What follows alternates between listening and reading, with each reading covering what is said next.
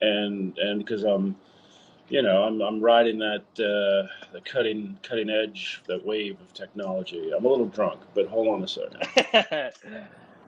It's 5 o'clock somewhere. Don't judge me. Exactly. I'm already. I'm actually a couple of shots in too. Hey, I mean, I don't know about you, but during this quarantine period, it's it's been one of my saving graces. Well, they're going to issue, I think, some kind of official drinking, like we should bring it down a little bit because people are getting too drunk, and it's just not good for our health. And I'm like, really? But we have, what about mental health? Oh, true, exactly.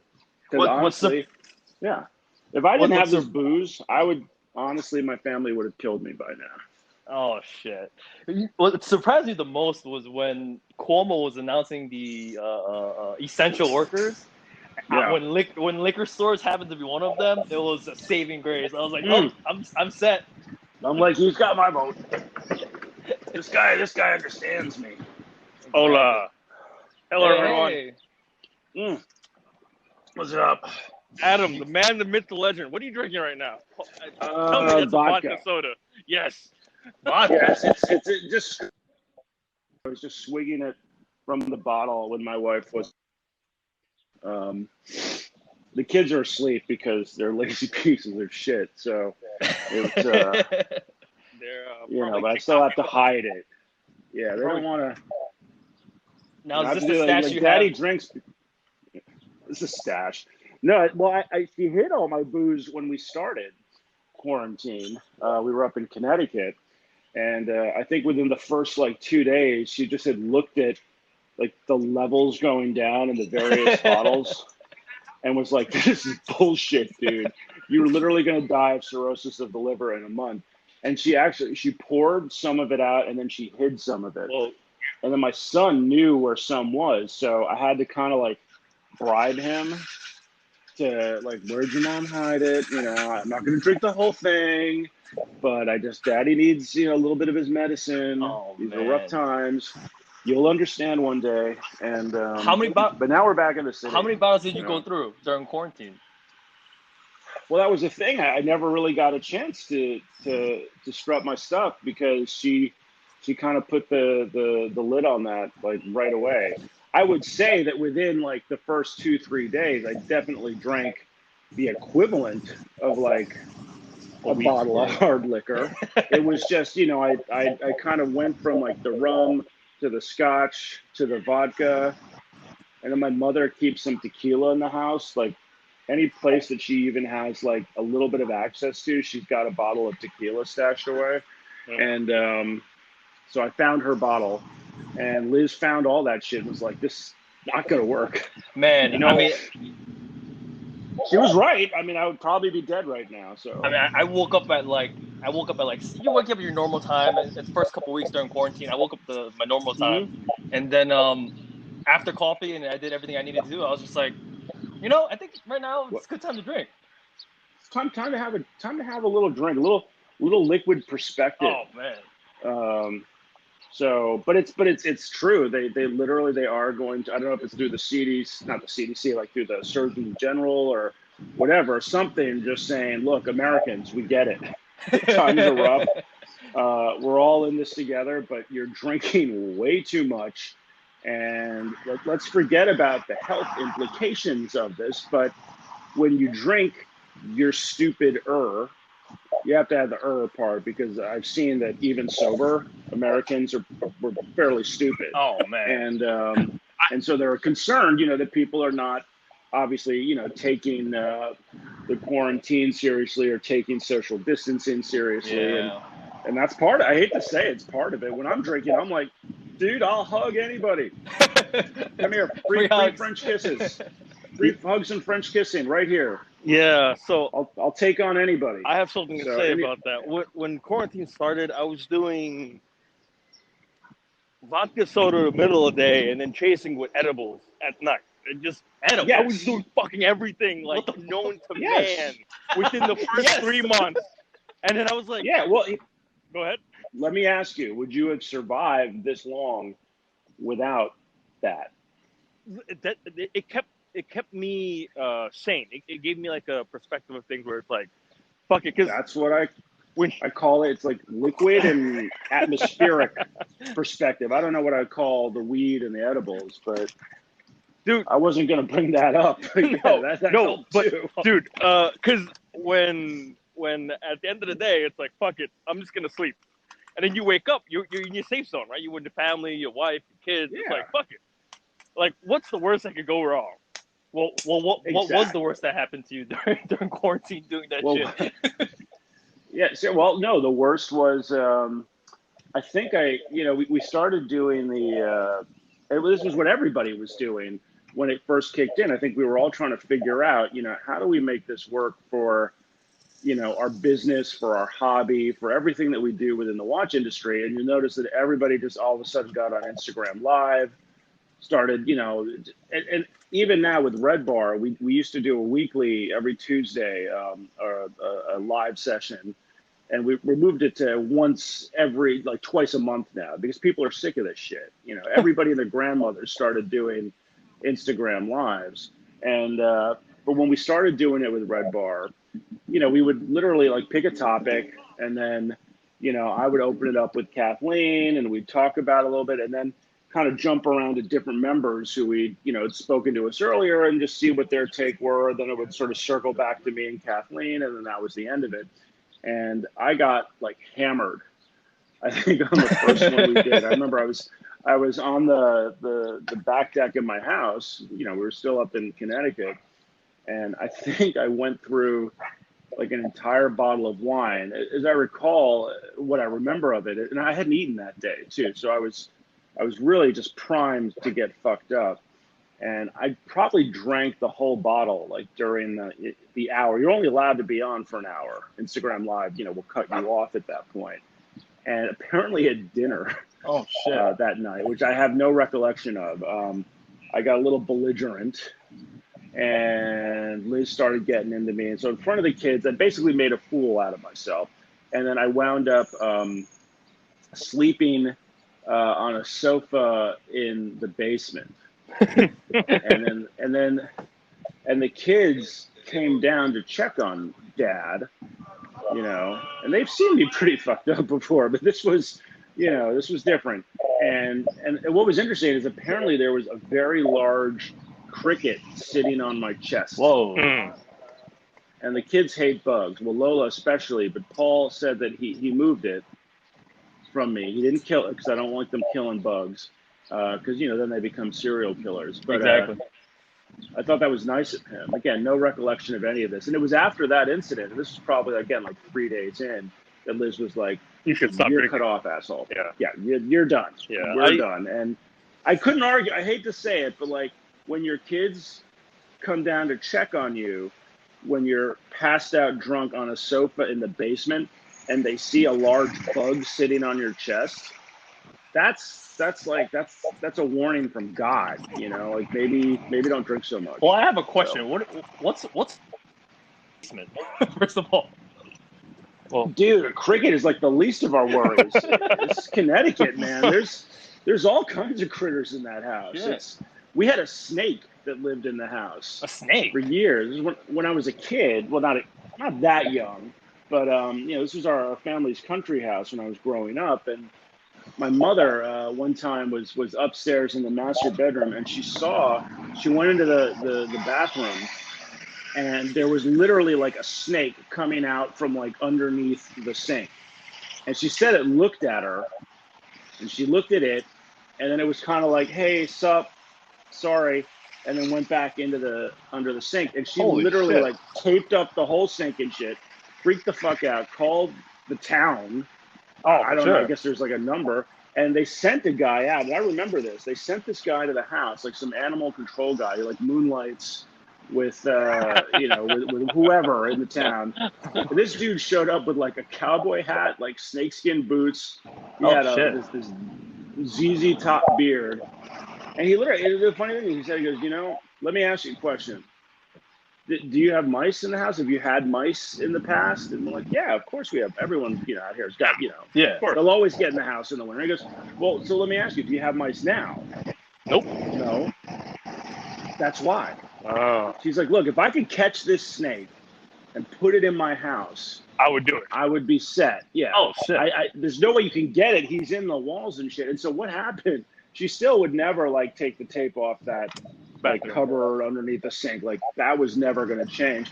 But in the summertime, it would leave the house and it would hang out by the pool because like frogs and mice or whatever and shit would fall into the pool, and then he would eat those. And then in the winter, I guess he'd come back in the house. He'd be like, all right, this is bullshit. It's cold. Yeah. Let me go in the house. It's warm. I'll hang out and chill and eat whatever the fuck comes in the house. And now he's gone. So we've got the mice again. I found a chipmunk. A chipmunk? Yeah, we had a chipmunk. And he literally, my wife was freaking out. She was screaming. I'm like, oh my God, what's happening? I didn't really care. I knew she was okay, but I had to pretend. And I came upstairs, and there was, she's like, it's there. So then I'm like, okay, maybe it's a ghost. I don't know if the house was built on like an Indian burial ground or something. My dad never told me. Hey, it's Connecticut. You never know. You moved the gravestones, but you didn't move the bodies. And they're sitting in like the windowsill was a chipmunk. And it honestly is the cutest thing you'll ever see. And I think he was as fucked up and freaked out as my wife was. And, you know, she's a lot bigger than him, so I think he had more of a reason to be scared than she did. And I'm like, well, what am I supposed to do? She's like, get it. Uh-oh. And I went after him. He jumped off, and so the side where he was, we have wood paneling that goes up to the ceiling. It's where the fireplace is. But the ceiling in the master bedroom's like 20 fucking feet tall or something. Oh, shit. And he started climbing up the wood, so I couldn't catch him. So I had a pillow. I picked it up, I threw it at him and knocked him off. And then I chased him out. He ran, and I chased him into a bathroom in the hallway. And then I caught him. I cornered him. I shut the door. It was just me and him. And I cornered him. And he was looking at me, and I'm looking at him. He's breathing hard. And it was the funniest thing. We had this moment where he was like, you know what? This is going to happen. There's nothing I can do. It's in God's hands now. Take me. And I put him in a towel. And I carried it, and I was petting his little head, and he was the cutest, most adorable. I always wanted to keep him. I was going to give him a name, but I realized if you give him a name, then you're emotionally invested, so you can't do that. And I put him outside. And then Liz is like, did you get him? What did you do? Yeah, I put him outside. She goes, what did you do? Did you get in the car and drive like 3 miles away? I'm like, no, I just put him in the driveway. He's just going to come back in the fucking house. Okay, that's all right. I'm okay with that. He was really cute. There should be a. I named him Alvin, and she's like, "Oh, fuck, Alvin and now Chipmunk." You named him. Yeah, I mean it's low hanging fruit. It was the obvious choice, but I'm not that original.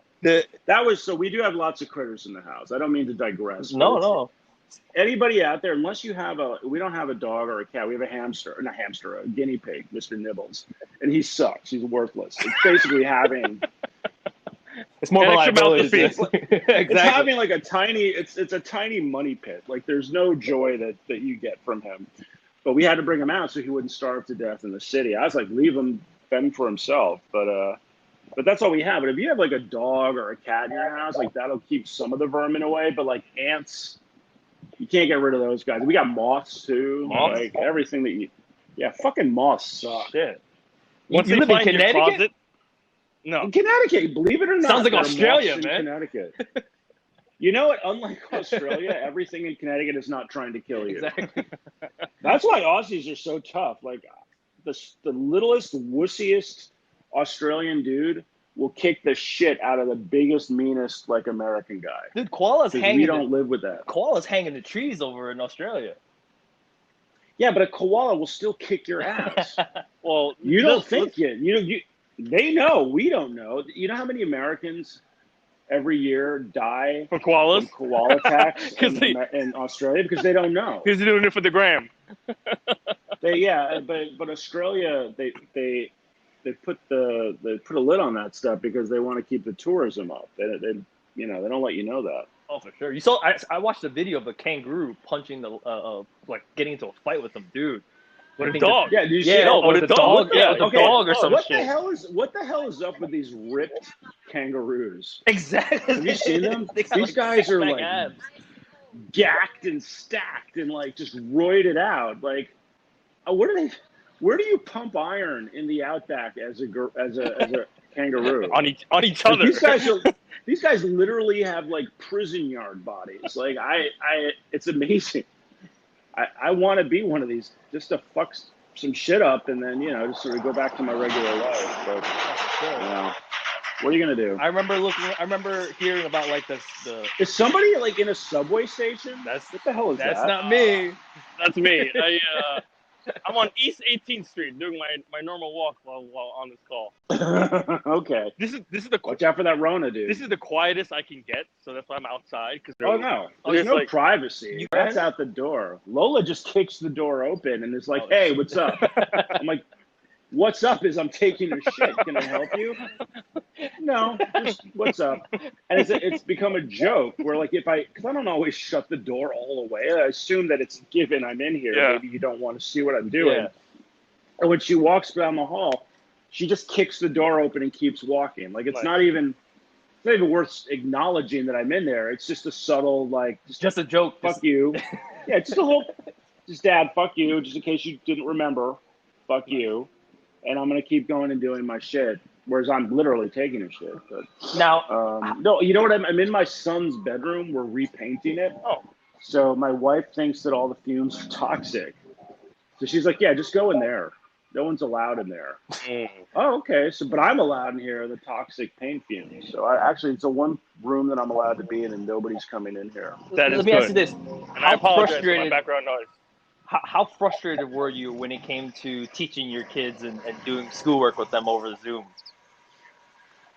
It really wasn't that bad, actually. The kids took to it fairly well. The issue we had is that when we came out to the house, our house is, it sounds like awesome. Like, oh my God, Adam, you rich motherfucker, you've got this country house and you live in the city. And I'm like, yeah, my apartment in the city is tiny.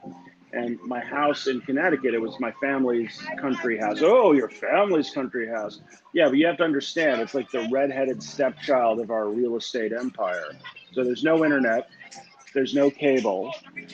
There's no air conditioning. There was. It broke. I just am not fixing it because I'm cheap. So we were basically like tethering our computers to our phones to get internet access. Oh, wow. So that the kids could go online and so my wife could work so that I could work. And fortunately, we're with Sprint, so like we don't have a data cap. And it worked okay, not great. But it did work. And what was nice, at least being out there, though, is that everybody had space to be in their own place. It's actually a gigantic house, which is cool, except that it's impossible to heat and cool, so whatever. Oh. You have the old school radiators?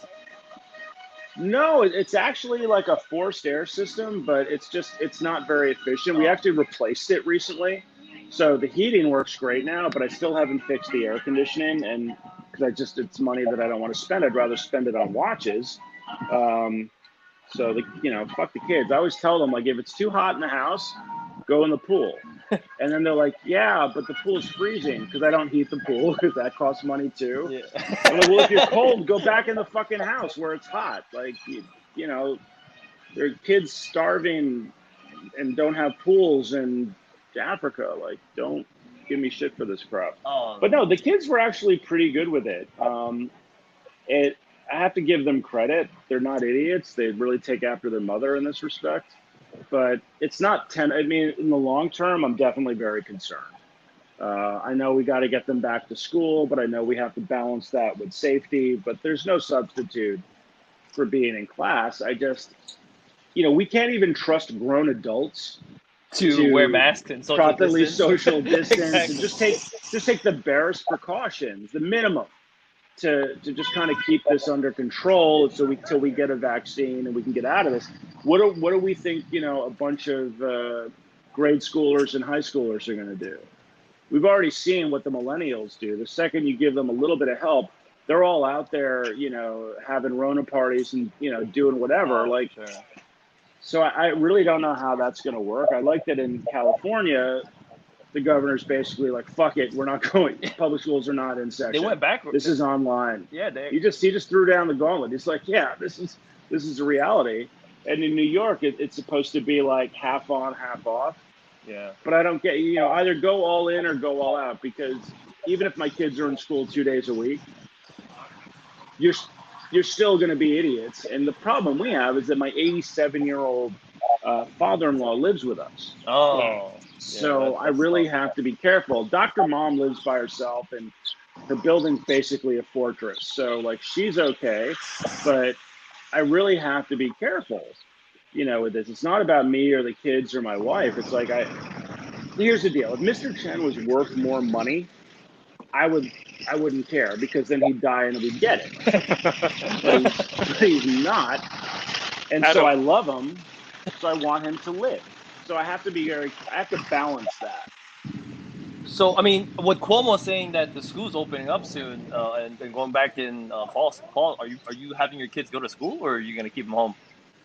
Well, we got to figure out how that's going to work. Now, if there's an option where you can just say, look, I don't want my kid coming to class, we're going to have to take that, simply because of my father-in-law. Yeah. I can't have them coming in and out of the house and not knowing whether they have it or not, what they've been doing during the day. Have they been properly, washing their hands, wearing a mask, not touching stuff? So that's, for us, is a big issue. But we have to see what the ruling's going to be. Right now, they're saying that it's going to be part-time, so that we'll only have classes 2 or 3 days a week. But like I said, I don't think that matters. Either you do it or you don't do it. All you have to do is get infected once and bring it home, and then there goes the whole family there. And there goes the whole thing. So, and then, God forbid, we get it, and then I go up and see my mother, who's 83, thinking I'm okay. Yeah. Because, you may be asymptomatic. So it's, until we get a vaccine, life is not going to go back to normal. And then once we get the vaccine, again, we're stupid as Americans. I don't know about the rest of the world. I won't speak for them. I'll speak for us.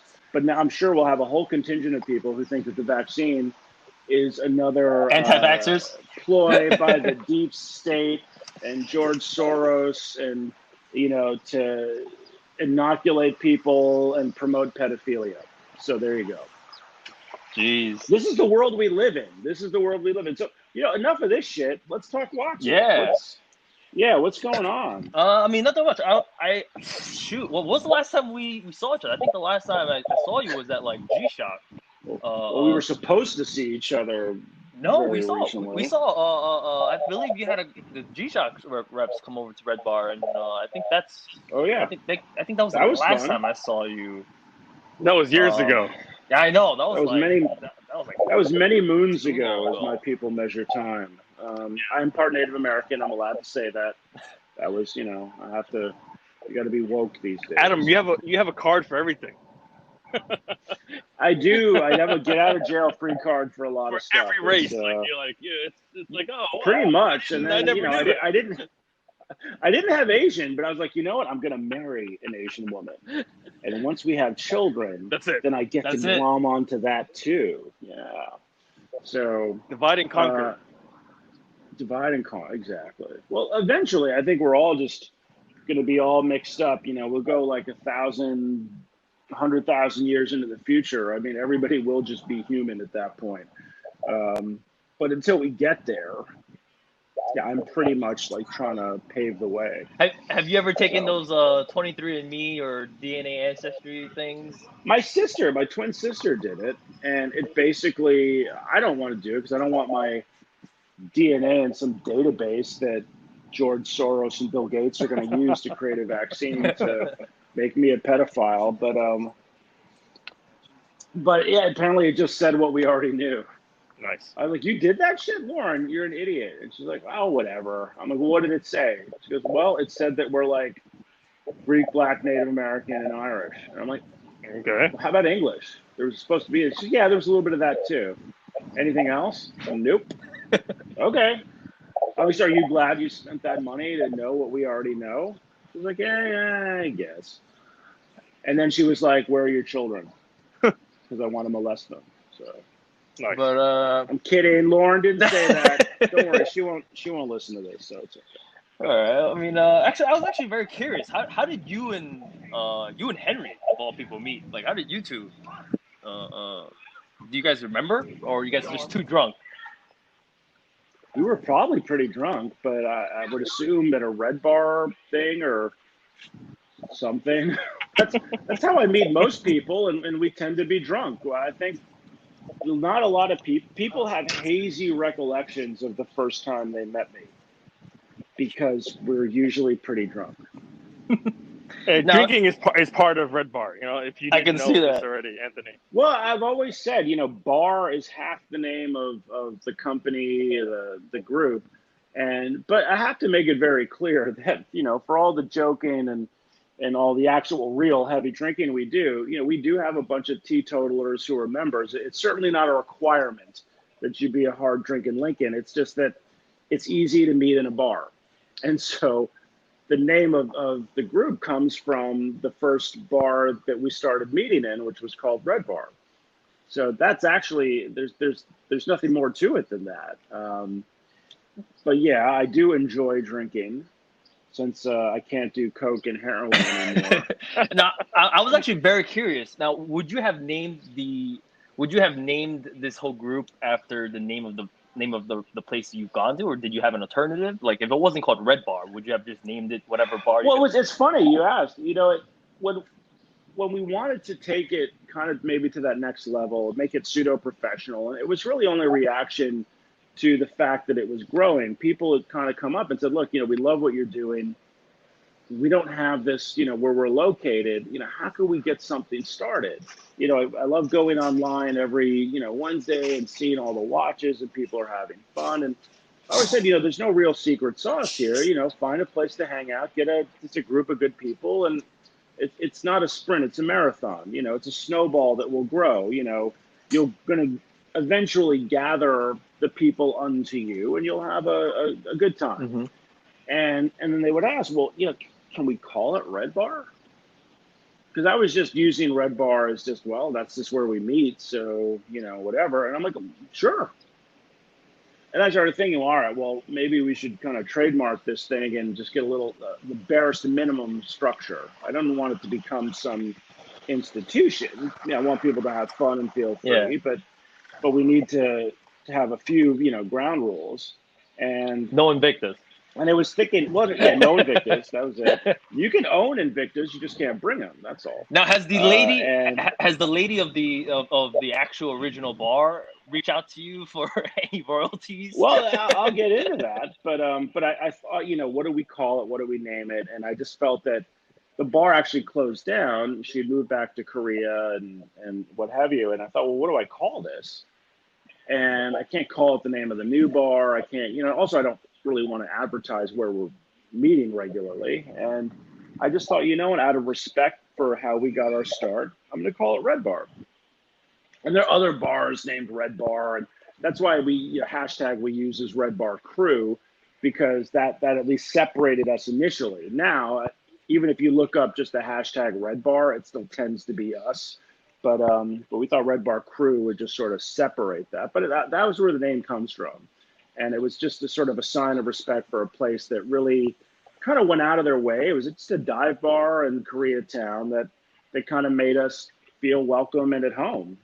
And unfortunately, I did find out, because we still meet in Koreatown, and a lot of the bartenders and hostesses kind of work at a lot of the different, everybody jumps around out there. And so we had some people at the bar that we meet at now who used to work, who remember us from our Red Bar days, and I found out just through the grapevine that she passed away. Oh, yeah, and so it's that's not fun, but it's it's life.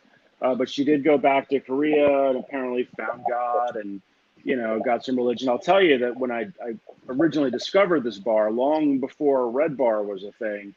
I mean, I don't know if God was part of that, but this was like cocaine off the counters and closing the door.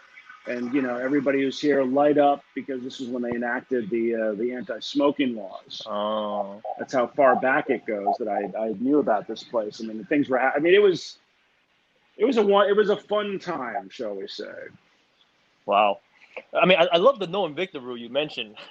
But like, what started your conviction? Like, did it just grow over time? I've always or did you... hated Invicta. No, I just and here's the thing.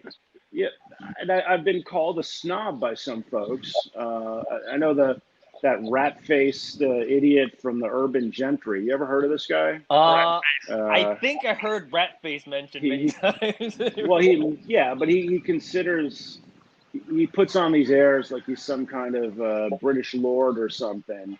But he apparently he called me out once for that.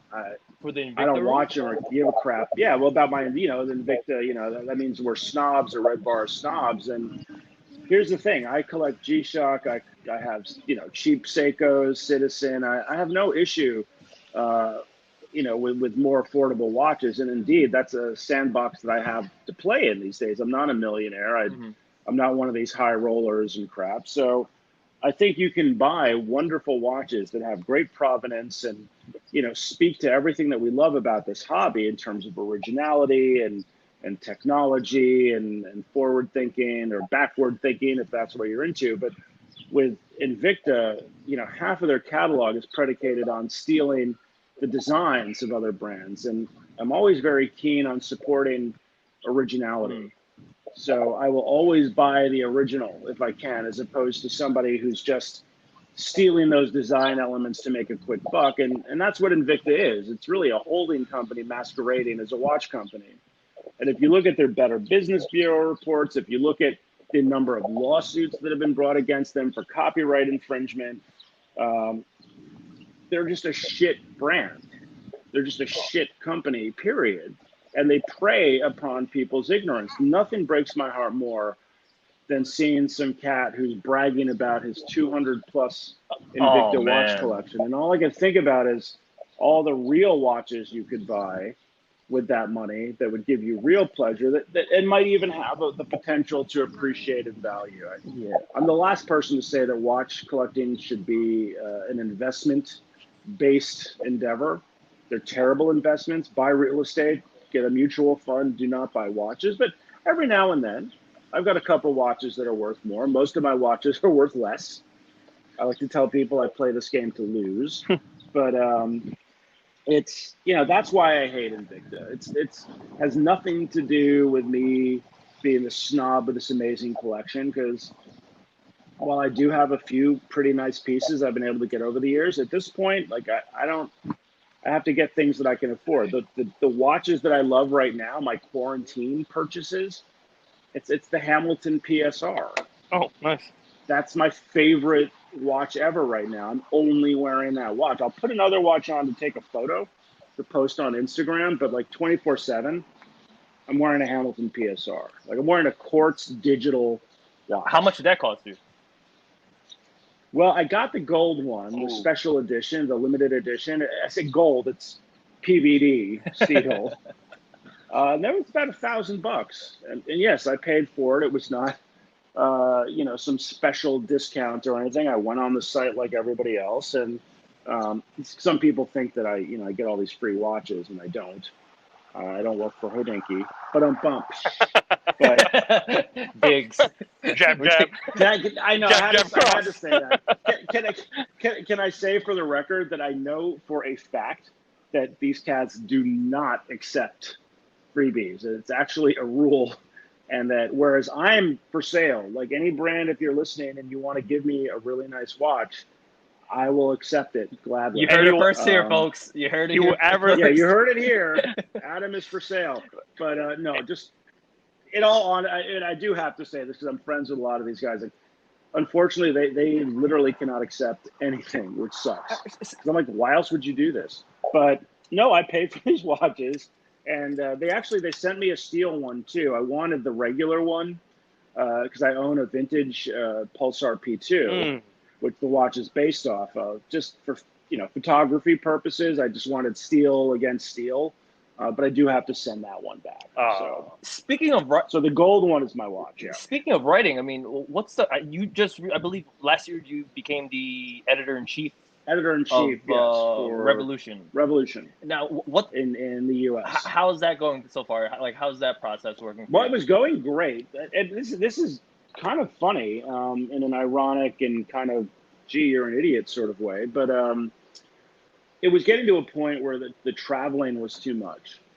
Between RedBar, which, we were already invited to a lot of events and that involved, jumping on a plane and crossing time zones, and then being the editor-in-chief, it just sort of, just glommed onto that. It was sort of exponentially more traveling that I had to do.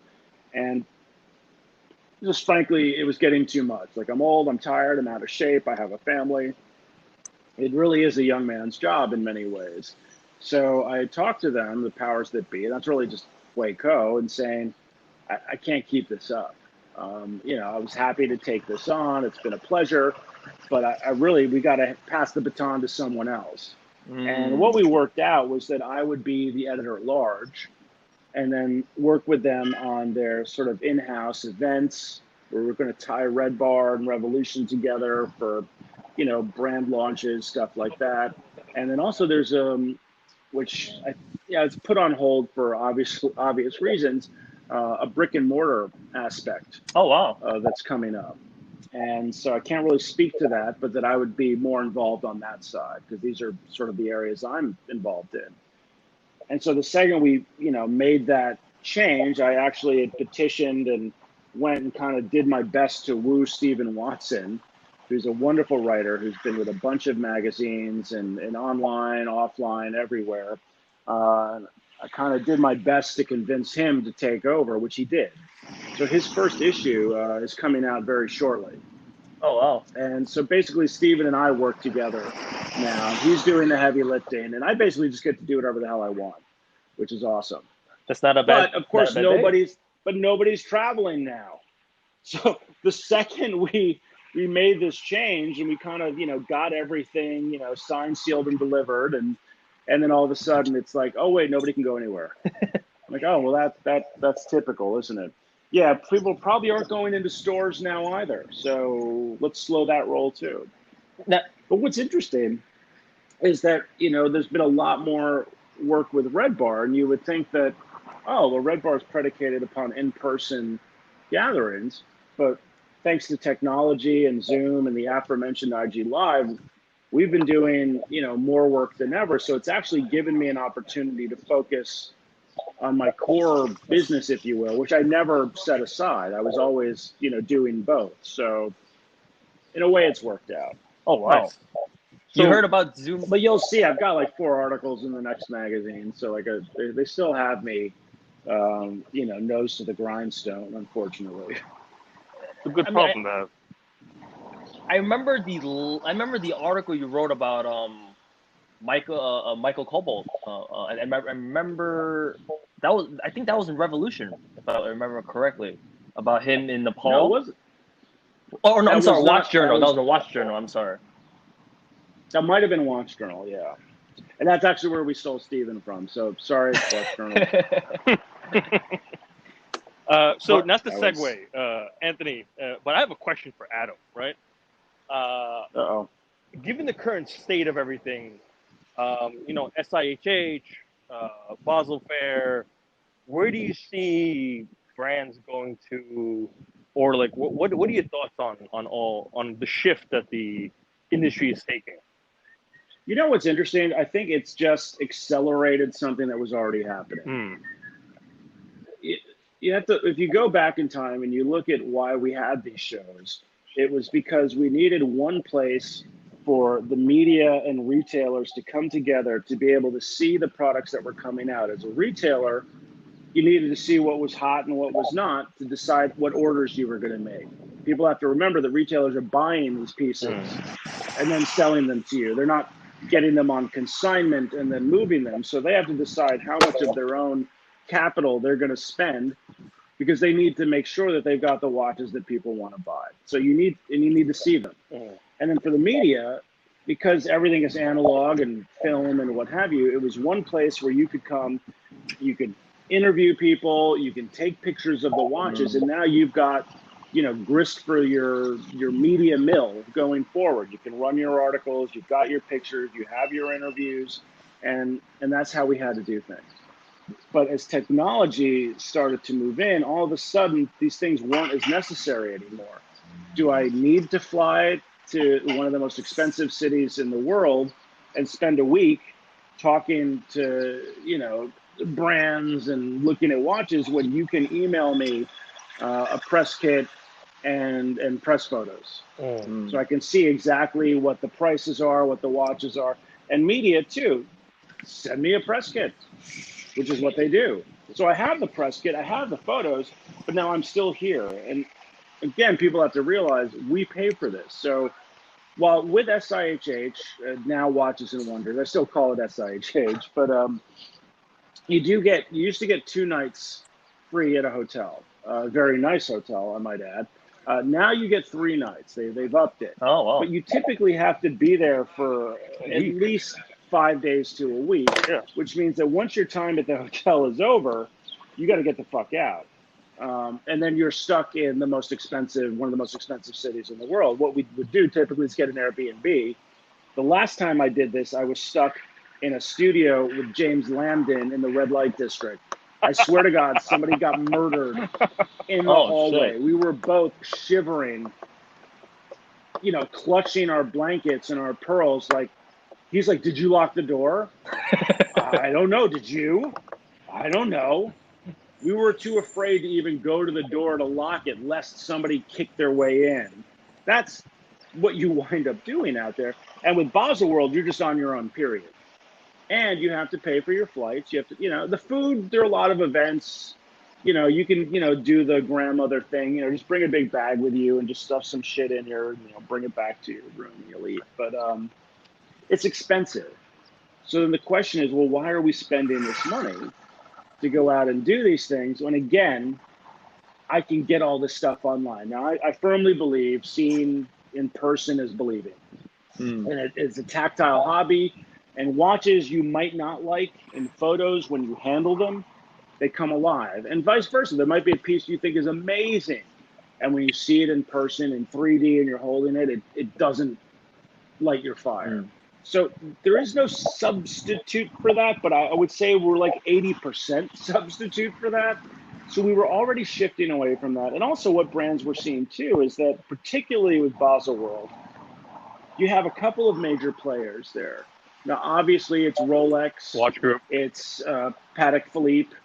Yeah, Swatch Group obviously gave them the finger very famously. But it's, but then among Swatch Group, Omega is a huge one. And so as a smaller brand, and Bremont was the first one to kind of throw down the gauntlet here, you could come out with something amazing and innovative, and you had your 5 minutes, not even the 15 minutes of fame that Andy Warhol promised us in the future. You had 5 minutes, and then all of a sudden, Rolex says, "Look, we put a blue ceramic bezel on a watch. Come and worship us." Yikes. And you're forgotten. But how much money did you spend as a brand to be there? Yeah. And so Bremont was the first one to say, you know what? We're going to do our own thing. We're going to control that story. And we'll do it at a different time and on our own terms. It's going to cost us a lot of money. Smart. But it's actually not going to cost us that much more than if we went to the show, because already Baselworld was just living high on the hog. For sure. It's like, fuck it. I'll do whatever I want. I'll fuck anything that moves. I'm Baselworld. And I mean, that's true, right? I mean, when you look at the Instagram, like when Baselworld was going on, it was like every other day, like every other morning, you would scroll through your feed and be like, all right, what brand released what now, and you would have literally just that time frame of those couple hours early in the morning, New York time, obviously, because in Switzerland it's like late, so it's like you'll wake up and I would text Greg and Deb and like, hey, did you see the new releases? And it's like, yeah. We all did that. I remember when the shows would start, whether it was Baselworld or SIHH, just at my desk at work, and I wasn't doing any work. I was just hitting refresh to see who launched what on what day. But as the brand who's spending the money, it started, I think, to become problematic in that respect. And then, so we were already shifting where brands were just saying, like Bremont, let's do our own thing. Let's do experiential events. And we'll cover the cost. When they did their first Townhouse event, they flew us all out to London. We had a party with like Ronnie Wood from the fucking Rolling Stones, for Christ's sake. Yeah, that's fun. It's great. You know, ooh, I'm excited. But I'm also covering your watches and just your watches. I'm not talking about this guy over here, that guy over there, this other person over there. And so a lot of brands, and we saw that. We saw that during the year, we were seeing releases that were coming outside of the actual show schedule. Yeah. And then Rolex surprised everybody when they came out with the D Blue. They did that in August in New York City at the Museum of Natural History. Yeah.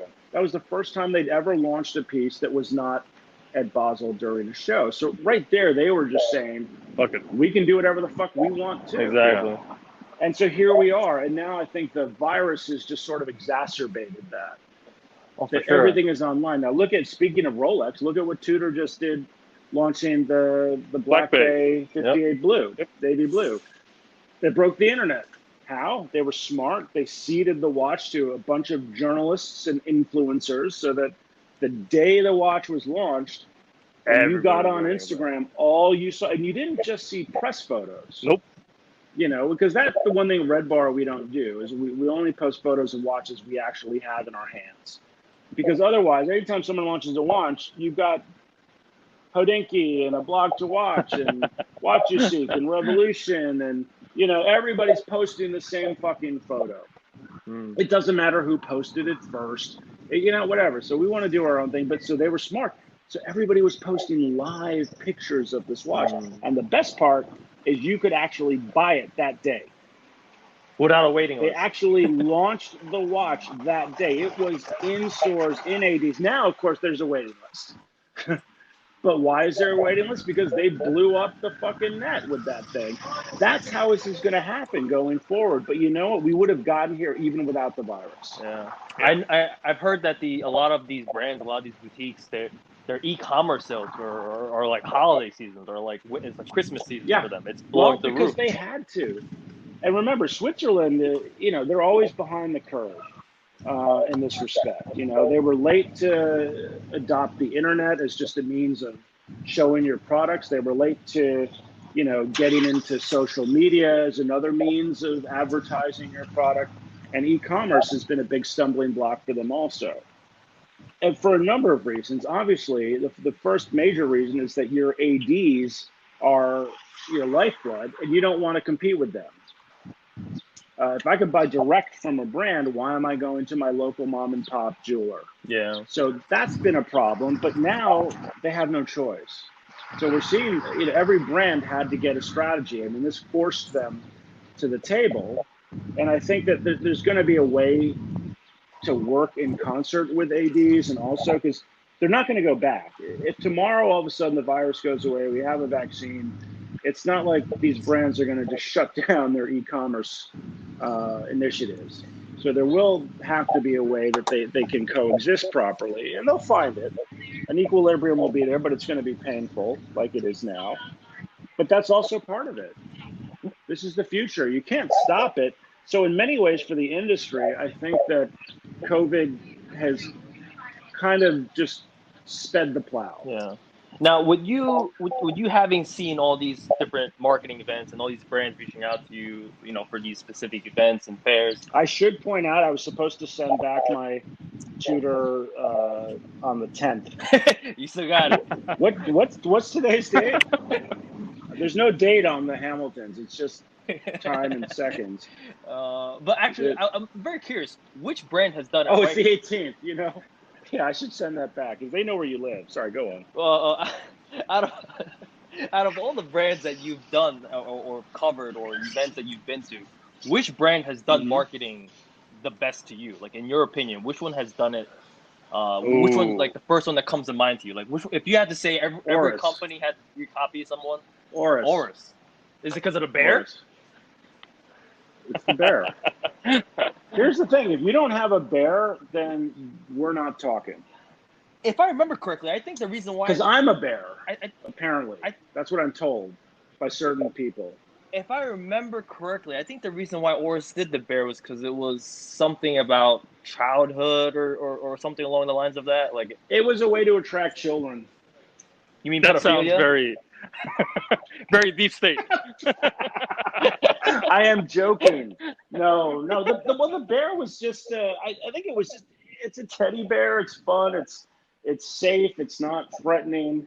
And honestly, they've done such a wonderful job. He has his own Instagram account. Like I'm always like, people, you should follow Oris Bear. And they did a wonderful initiative for COVID in terms of, him doing little PSAs about washing your hands, wearing a mask, and then, supporting frontline workers that were giving watches. I think they had 50 watches to give to people. So, who were nominated by friends as, sort of avatars for, the front lines and stuff.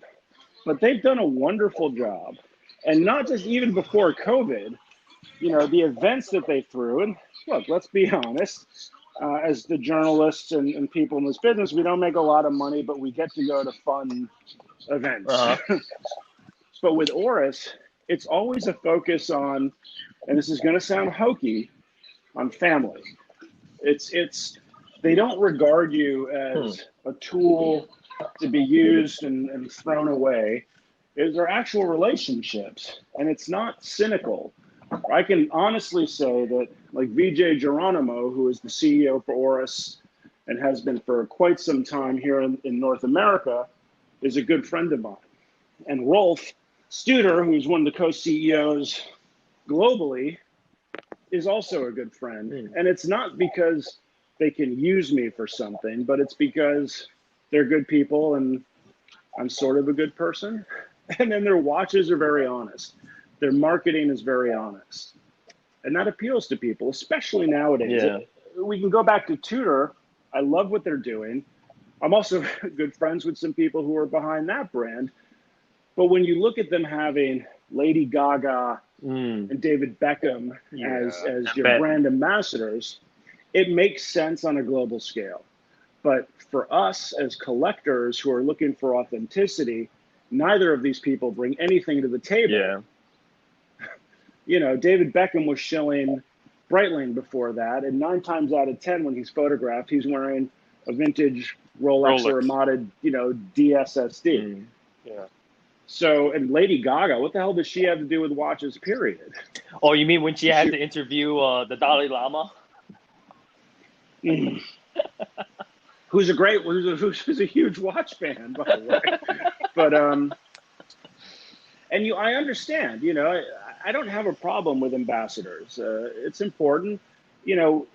We have to remember that as collectors and aficionados, that we're not actually driving the market for these people. There are not enough of us to make these brands profitable, So they have to cast as wide a net as possible. And how do you do that? The easiest way to do that is to have a famous person that you've signed on and you pay lots of money, and your goal is that you will sell more watches as a result of that, so you'll get that money back plus some.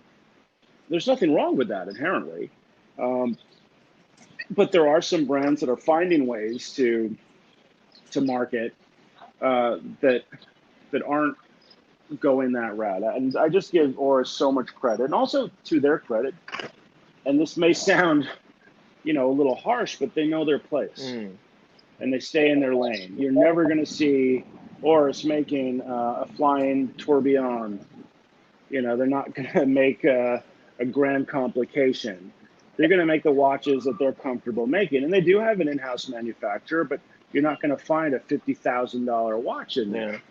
So the value proposition, especially now when I think people's financial situations are more precarious than usual, but you still want to indulge in this hobby, we're looking at brands like them now. Or in my case, I'm going cheaper. I bought a $1,000 digital Hamilton. I would buy that Tudor if they'd let me. But here's the thing. I honestly don't have $3,400 to blow on a watch right now. Yeah. I could, but I don't, I'm waiting for that other shoe to drop. So I don't know if I'm, going to need that money a week from now, a month from now. So I can't really spend it. But for people who are, playing in the $20,000 sandbox, and maybe they don't want to spend $20,000 right now on a watch, because they don't know what's going to happen. For them, a $3,400 watch makes perfect sense. Because we still want to keep rolling with this. I have picked up a couple of G-Shocks since quarantine hit. I got the NASA. That was the no-brainer. That was $130. So, you know, we can find a way to keep supporting this shit. But, you know, a lot of the watches I really wanted, like that Zenith, the Shadow Revival. Oh, I mean, I wake up at night thinking about that watch. But I'm sorry, you know, whereas before all this shit went down, for me, that was going to happen definitely. Now I have to be realistic and say, probably not going to be getting that watch. Wow. And also, just to go back to Oris, right? Like I service a bunch of them, and for the price point, for the movement, for the style, for the quality of the cases that you get, nothing kind of beats that area that it's in, right? And that's what makes them so kind of like humble. I feel like they kind of own this space now. Yeah. But it's nice to hear from a watchmaker, true watchmaker's perspective that, you know, they do put the time in. And look, these are modified Sellita movements. They do have, like I said, I know that they do have, you know, the in-house stuff. I don't personally own those. I own 2 Orises, and they're both running Sellitas. But guess what? They run fine. Yeah. And the watches look great, and they're reliable, and I love them. So I wanted to buy that's another one. I wanted to get the bronze, the Holstein, with the horsebear on the case back. And, you know, again, at $5,000 around, that's a watch I could easily buy in days past. Not easily. $5,000 is $5,000. Yeah. You got to respect that. But I couldn't do it because I gotta be a little more responsible now. Yeah. But for the 250 people who got that watch, and I know several of them, including Kathleen, my partner in RedBar, God bless them. But again, it's Oris. You can't go wrong. Yeah, agreed. So essentially, what you're saying is for a brand to be for a brand to have a good marketing system today, have a good mascot, be transparent, know your place, and did I miss anything else? No, I think that's it. Know your place sounds so condescending. I wish I could find a better way to say that, because everybody, and in any business you're in, you've got to sort of stake out your space. Yeah, exactly. And then decide that this is where I'm gonna operate, and this is where I'm gonna kick ass. And not everybody can be everything to all people. Yeah. So, you know, I'm not gonna, you know, Richard Mille has got a great thing going there. You'll never see them making a $2,000 watch to compete with Oris, and why should they? That's you know, and Oris should not be competing with them. So it's maybe you have a vision to grow into a certain direction, and God bless you, you'll figure that out. But I think the brands that have decided, this is in any industry, not just watches, that have figured out who they are, and they're comfortable with that, and they own that, they're the ones that are going to be successful. And, you know, we're really seeing that with Oris. I love to say that you could buy an Oris Diver 65 and walk in, you know, to a collector's group with a bunch of whales who've got, you know, vintage Patek on, and, you know, independence from, you know, Voutilanen or whomever, and you still won't feel that out of place, because you still have a real watch on that shows that you didn't just go and get whatever. You thought about it. This is the money you have, and that's what you got. And so I respect that. I really do. I don't say that as a way to denigrate anyone. And know your space and know your place, and then own it. And also, just another thing to note, as a RedBar member, I used to be heavy into RedBar every other week, but there's a no asshole rule, right? Like, if you're an asshole, there's very much a no asshole escorted rule. the fuck out, right? Like, you know, we've had incidents where it's like, all right, dude, you do not belong here. We've had a couple times, and I'll be honest, it's never, but it's so rare. You self-select. I think if you're the guy who wants to bring out your gold Rolex, you know, flash at the club and get laid, you're going to realize fairly quickly that RedBar is not the place that's going to happen. Unless you're into, you know, out-of-shape married guys, I think you're going to find that the pool of applicants is very low. And also people aren't impressed. You know, we're impressed with knowledge. We're impressed with passion. Yep. One evening, I love, and this is a long time ago, but it's something that sticks with me. We had a member bring out a Longa Zeitwerk Phantom. And so that's the Lumen version of the Zeitwerk. So it has, you know, smoked, you know, sapphire glass panel over loomed discs to show the time. And this watch is unobtainium, basically. Yeah. And people were freaking the fuck out. And of course, we had a UV light there, so you could light that fucker up like Christmas. And I brought a G-Shock limited edition. Wow. Yeah, I know. That hurt the shit out of my ear. Thank you, Bus. And I brought a limited edition G-Shock. It's one I had to get, you know, straight from Japan. I feel like I'm talking to my mom because only my mom rides the bus. Anyway, so, not anymore, mind you. She can't because, you know, COVID. But and I brought this limited edition G-Shock, and there were just as many people who were like, "Holy shit, who brought the G-Shock?" And the guy who had the Zeitwerk was like, "Can you hook me up?" Now imagine that, the person who's so connected, he can get this watch that nobody can get, and it's like, can you get me this G-Shock? And to me, that was RedBar, is that, and then the guy who brings this amazing timepiece out is, go ahead, try it on, wear it. He's at the bar. He's talking to the bartender, doing whatever. His watch is floating around among people. And to me, that was kind of just what we were all about. But if you come in with an attitude and you want people to kiss your ass because you're Mr. Big Dick, it's not going to happen. And while we will ask you to leave if that's how you're going to be, or you're going to, you know, talk shit about somebody else's watch or what have you, but I think most people figure it out pretty quickly. This isn't for me.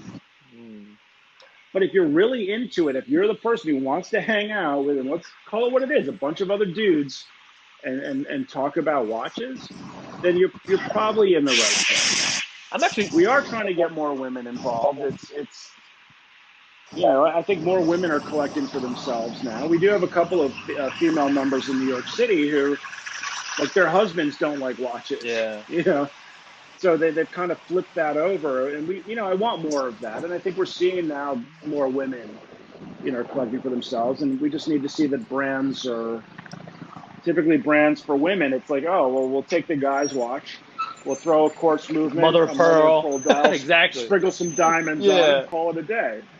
Actually, and you know, if you pull that shit with Kathleen, she'll rip you a new one. So it's very interesting because I was talking to Henry about this earlier, about how there's a lack of females in the watchmaking industry, even as watchmakers. You know, because it's well, actually, I've seen a lot of women watchmakers. Maybe not, you know, the high name independents, but when you go to the actual manufacturers, oh yeah, it's amazing how many women are there, you know, working on these things. And I mean, there's a story behind that also.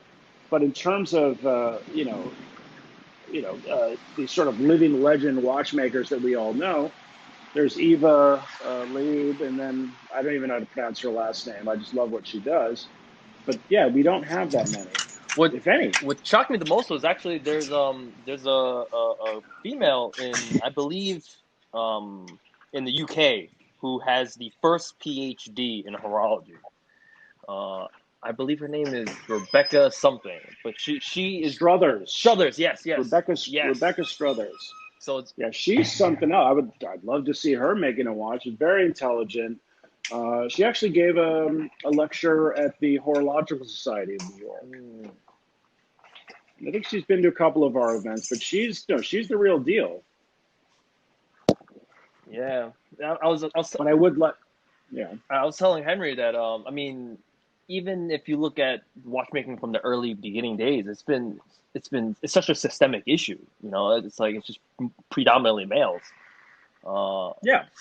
Well, look, everything was predominantly male, you know, not that long ago. So we have to kind of accept, you know, our history that was sort of very, you know, patriarchal and, yes, I'll say misogynistic. Women just were not given the opportunity. You had to fight for that. Yeah. We'd like to say that we're getting past that now, but we still have a ways to go. But if you look at this industry, well, that's why. And I think now that the issue for a long time was just attracting people to what, younger folks to an industry that they thought was very anachronistic and backward. Why do I want to be a watchmaker when I can do this, or this? So it wasn't even just getting women involved. It was how do we get anyone involved? Yeah. And now I think more people are interested. Of course, COVID's just going to throw a wrench into anything.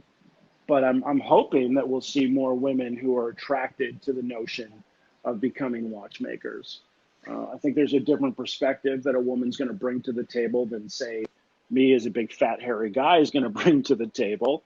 But it's also, 50% more originality and ingenuity and invention that's going to be brought to an industry. So, I mean, speaking of females, I know your mother and your wife, I believe.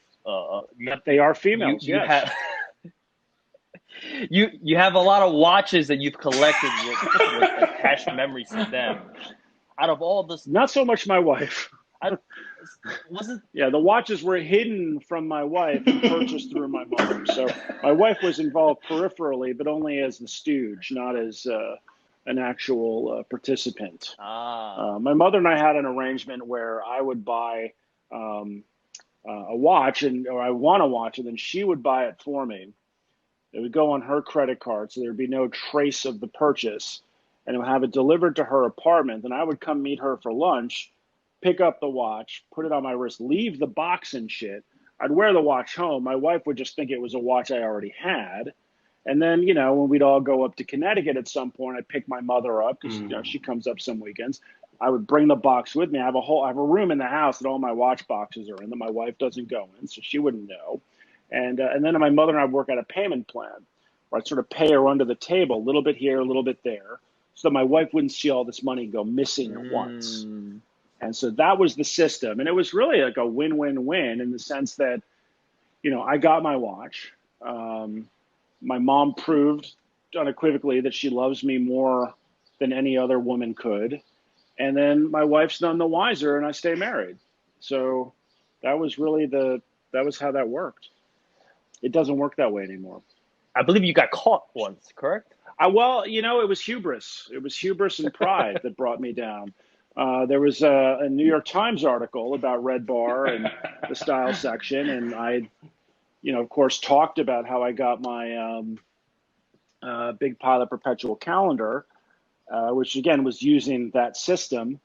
And of course, my wife, was very, oh my God, Adam, there's your photo. You're in the New York Times. This is incredible. I bought 6 issues, and but don't worry, this is, it's because she woke me up early because she gets up before me. And then she's like, no, go back to sleep. Go back. I just want you. And by the way, we're going to talk about this later. Uh-oh. Yeah, and so that was the end of that. The honest talk. So yeah, I shot myself in the foot. Like I said, pride goeth before the fall. So I was a perfect example of that. Now, out of all the watches you've collected, which one makes you the happiest? Is it the IWC? Right now, it's my Hamilton PSR. But it's funny. It's always the latest and greatest that makes you happy, whether it's the most expensive or the least expensive or whatever. It's just new and fun. But the IWC, the perpetual calendar, means a lot to me for a number of reasons, not least of which is that $10,000 of that cost was borne by my mother as a gift for my 40th birthday. Oh. Of course, she waited until she knew I had all the money to pay her back. And then she was like, oh, we're going to forgive the rest of that. Well, Mom, I got the money right here. I'll pay you. We just got to work. No. Happy birthday. Don't tell your sister. I have a twin sister because she's not getting $10,000 for her birthday. But she's always loved supporting this hobby and supporting what I do. And she saw how much the watch meant to me. She knew that it was more money than I'd ever spent on something. So, for her, it was just a great way to say, I love you and, I support you. She also made it very clear that she was never going to do that again. So thank you, Mom, for that. But that was the end of that. I'm not, actually. It sounds like my sister is the one with the Harvard Business School degree, so I think she gets the she gets props for that. But that watch, and it also means a lot because I used to be very close to IWC, and the former president of the United States was a good friend of mine, and I'm still friends with a lot of people there. I own a bunch of the watches. I worked closely with them on a bunch of events. And so, for me, that watch sort of embodied my connection to IWC and also my connection to my mother. So I don't wear it all the time. I love it. But to me, that watch is, I think everybody has a watch that kind of is their watch that maybe defines them in this hobby. And I think for me, whether it's actually the watch I wear the most or not, it's a moot point. I think most people would probably associate me with that watch, the Top Gun Perpetual. Does your sister collect any watches as well, or is it just you and the family? It's just me. It actually started with my mother in a sense because she collects antique clocks. Oh, wow. So we always had a lot of antique clocks, and that came from my godfather, who collects clocks. And so he sort of got her started. So when I was a child, we had all these old clocks around the house, still do. None of them work anymore. But that was sort of her thing. And I always liked watches, but I think that the timekeeping part probably came from that, from just growing up and always having these old clocks around. And what's interesting, though, is it was her father, my grandfather, who bought me my first watch, which was a Casio F7 when I was about 1979, 1980. So I was about 7 or 8 years old. And so I always kind of loved the continuity, that my grandfather was the one that got me that first watch that really just sealed the deal. And then it's his daughter, my mom, who really supported me in terms of kind of sneaking these watches past my wife and stuff. So, wow. Yeah, speaking of Casio, I remember there was a time where I remember there was Casio came out with a calculator watch, and it was like revolutionary at the time. And I remember, the C70 was the first one. I remember wearing it to school, and I was using the calculator on at the time. I mean, the only calculators you had were the actual calculators you had bought. Yeah. So I was using that on my wrist the entire time on math tests, and I went from a 0 to like going with flying colors. Until they caught on. Oh yeah. I'm older than you. When I was in high school, if you had a calculator watch, that you had to take it off and leave it on the teacher's desk. Oh wow. Because they knew about that at that point. And I actually had a calculator watch, the TC50 was the model, and it had a touch-sensitive screen that was a normal, digital display, but when you pushed a button, the numbers would pop up on the screen, so you could tap the screen. Oh, wow. So they would look kind of at your wrist, but, from a distance, you couldn't tell. It just looked like a digital watch. And then when I sat down and sort of had my arm under the table, I'd hit the button, and then all of a sudden I had a calculator watch. It was actually more trouble than it was worth. I think I probably could have just done as well actually doing, the actual work, but it was just fun to kind of feel like I'm getting away with something. You can still find them on, as a matter of fact, I'm tempted to pick one up on eBay. They pop up every now and then, and, relatively decent condition. Now, I know you have an Apple Watch, right? Do you ever get flack for that? I do. I mean, I'm sure a lot of watch collectors. Yeah, well, I've gotten a lot of shit for that watch. But here's the thing: I never hated smartwatches, and as somebody who loves watches and also loves technology, it seems like a smartwatch would kind of be a no-brainer. But for me, the Apple Watch and this, the Android Wear pieces that were out. Were always non-starters for this reason or that reason or the other reason. And it wasn't until the Apple Watch 5, and the Apple Watch is really kind of the best of breed when it comes to smartwatches, that it had the right design, and it also finally added an always-on display. Yeah. I know that sounds like an obvious thing to a lot of people. And Android had that for a while before Apple did. People have to remember, Apple's never really the first to the table, but they always tend to take that and then make it better. Mm-hmm. And so once they had that, I thought, now is the time to dip my toes and see. And I love it. I don't want to be the douchebag who's double wristing. Oh, you mean like Henry? Yeah, Adam, so many people give me shit for that Apple Watch. I'm like, dude, it's the metrics. It's tracking like my heart rate. It's tracking the steps. It's tracking everything I do. Like, it really as is. a watchmaker, you appreciate the metrics. Thank you for saying that too. So it's not just me. But look, it has its adherents. Jack Forster, I think, is a perfect example of that. I don't think anybody can accuse that man of being anti-mechanical watch, but he loves his Apple Watch. Hell, I think he's selling Apple Watches now, I think. Really? Yeah, I think they sell everything. Let's just be honest at this point. It's their world, and we're just living in it. But it's a great watch for what it does. And is it something where, you're going to come up to somebody and go, hey, man, I love your watch. What is it? Oh, it's an Apple Watch. Belonged to my grandfather. That's not going to happen. Yeah. It's technology, and that's what it is, and you're going to replace it. It's disposable. Ultimately, as expensive as they are, they're going to wind up in landfill. But for the purpose they serve, I've enjoyed wearing it. I typically wear it every day. I wear it at night for sleep tracking. I wear it when I'm exercising or biking. That's rare, but I do. I like being able to control the Apple TV. When the kids steal the remote and I'm on the sofa and they won't bring it over to me. They do that. So it's fine. It's a great watch. I think anybody who wants to wear one, go ahead, buy one, wear one. It is the best out there. I'm curious to see what the 6 is going to bring to the table. Will I upgrade? My son is hoping I do because he's been eyeballing it. Right?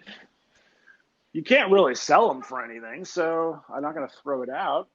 But no, I think they're great. Now, when you're wearing the Apple Watch, I do wear mine. When you're wearing your Apple Watch, I mean, I'm assuming you're only just wearing one. You're not wearing your other watches while you're wearing your watch. No, I do. I hate to say it. I'm that asshole. You're that I guy. will move it to my right wrist, and the left wrist is always for the real watch, air quotes there. I like having it because, here's one thing. If I have to run out to the store or little errands or this or that or what have you, I don't need to bring my phone with me anymore. I know it's weird. I remember when we didn't have cell phones and somehow we survived. But, it's a watch. It's a phone on my wrist. If I need to call my wife because what did you want me to get again? Or there's an emergency, someone needs to reach me or someone needs to send a text. Or, I have all of that on my wrist. And I think in a very real way, a lot of people complain that these smartwatches, it's just another tether, another thing that makes me a slave to the machine, in terms of notifications and all this other crap. But what I've found is the reverse, that it actually frees me from my phone in a lot of situations. I went out to dinner with my family the other night and I leave the phone at home. So I'm not tempted to take photos or check my feed or read my emails because I know that on my wrist, if there's an emergency, let's say that my mother fell, I don't, whatever, I can be, I've got all that right on my wrist. So I don't need to worry. Now, but I'm not tempted to, I can believe it or not, I can access Instagram on my iPhone. Wow. But it's not, on my Apple Watch, but it's not fun, so I'm not going to do that. So I think that if people use it the right way, it can actually kind of free you from a lot of the shit that we do. Now, Henry, how do you wear your watch? I think you do the same thing, correct? Or do you? Are you wearing it on your wrist, or I know you have worn it on your forearm, if I'm incorrect. Yeah, you're correct. So normally when it wasn't summertime, like I would wear a dress shirt, and I would be able to tuck it up my forearms, and the dress shirt would cover one part of my arm. But as COVID-19 hit, I found myself wearing the Apple Watch more because of the reminders, because of a lot of the other notifications you get. It'll ping me when I have a Zoom conference call 5 minutes, 10 minutes beforehand, just so that I'm not oh shit, I this call here, I would have completely missed it. Can I tell you that it's the same here? If I didn't set myself I go to sleep at 4 o'clock every night, and so I set the alarm because it vibrates on my wrist, and it wakes me up. That was, without that, yeah, you're right. You guys would be like, Adam, where are you? I'd be sleeping and drooling on a pillow. Oh, shit. I'll sleep till 2 o'clock in the afternoon if you let me. Yeah. So, yeah, I think that it's not an evil. And you know what? If you look at the design, I used to own an Icopod Sea Slug, which I regret selling. But Mark Newson, who was the design impresario behind the original Icopods, was drafted by Apple to help design the watches. So if you look at the Manatee, which was a watch that he did back in the 90s, a lot of the Apple Watch design comes from that. And the sport band they use, the rubber bands, the fluoroelastomer, whatever they want to call it, I think it's rubber. It's the same design that he used on the Hemipode, the Isopods, the Megapods. So a lot of the design of the Apple Watch came from the industry, and it came from that brand. So they're very well made. They're very well thought out, and I think they're fantastic. Is it a watch you want to collect? Is it a watch you want to keep for the ages? No, because I don't think it's a watch really. I think it's another piece of technology that we have. And that's why when I do double wrist, as I say, it's because yes, it's redundant, but you still want to have that connection to our hobby and to our community. And you don't really have that with an Apple Watch.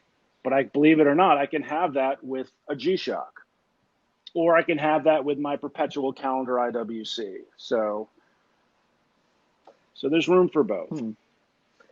Now, do you think do you think smartwatches are a good transition? Because I've heard of the other side of the argument where they say people who never wear a watch put one on because of the Apple Watch. I actually wrote an op-ed piece about when they first dropped the Apple Watch. We had smartwatches before that, but they weren't a thing until Apple joined the game, let's be honest. Yeah. And so that was a huge turning point for the industry, and a lot of pundits were once again predicting the demise of Swiss watchmaking as we know it. And we know the industry has faced several existential crises, in our lifetimes. And so this was just the latest. And my take then, which was my take now, was that it's not going to affect the high end at all because they're two different markets. But what it might do is have people who never thought about wearing a watch think about it, because now they're going to buy into this technology. They're going to try to ride this new wave. And maybe they're going to find out that they don't need this watch the way they thought they did. And the fact that you have to charge it every day is a pain in the ass. And when you're traveling, it's one more dongle you've got to bring with you. And it's going to, and maybe it winds up sitting in a drawer. But now you've thought about that little bit of real estate on your wrist that you didn't think about before. And maybe now it's time to get a watch.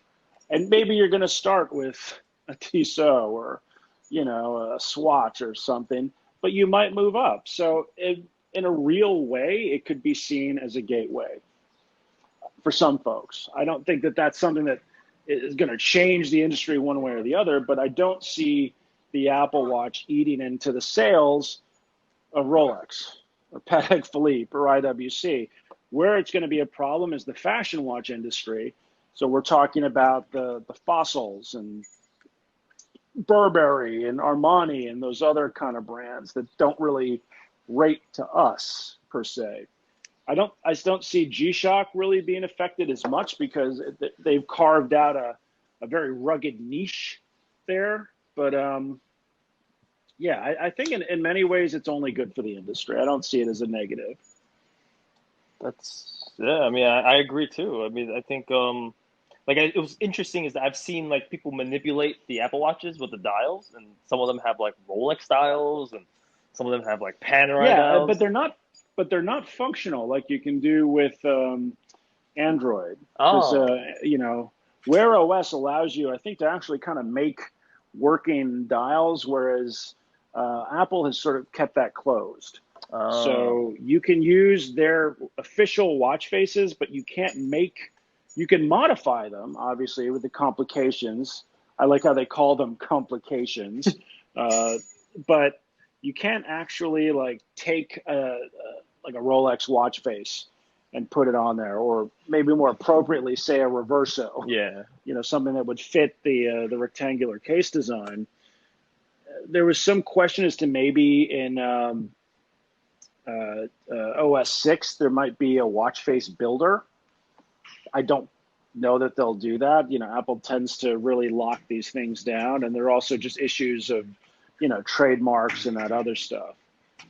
I do think, though, that's one sticking point that I have, though, is that you're kind of limited with the number of permutations and the number of watch faces you can use.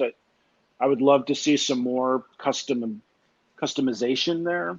Yeah, but it's still the best. I mean, now since I mean, have you guys recently been doing RedBar anymore, or I mean, do you guys even do Zoom or? Well, yeah. What's interesting is I really thought this was going to be more difficult, but thanks to technology, I've probably visited more RedBars during quarantine than I have, all last year, because I can now just kind of dial in, and here I am in Chicago, or here I am in Newfoundland, or here I am in, Australia.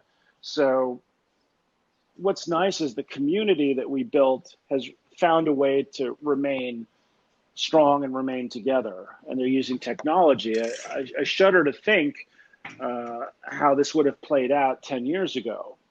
Wow. If we didn't have this, and that's just, on my own selfish personal level, let's think about how it would affect the industry.